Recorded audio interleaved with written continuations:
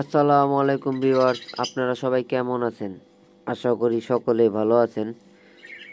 তো আমার এই পাইনাপেল পেয়ারটিকে ব্রিডে দিব বলতেছি, কিন্তু এখনও ব্রিডে দেই নাই, কারণ মেলটা সুস্থ হয়েছে, বেশি দিন হয় নাই, এই জন্য একটু রেস্টে রাখছি।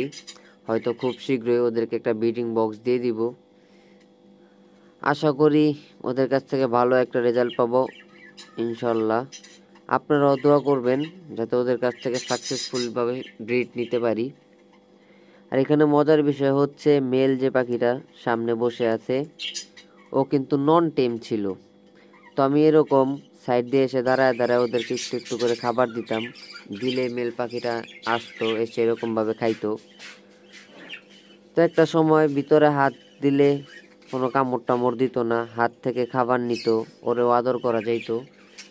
কিন্তু এখন ব্রিডিং মোডে চলে আসছে, এই কারণে ভিতরে হাত দেওয়া যায় না, দিলে কামড় দেয়।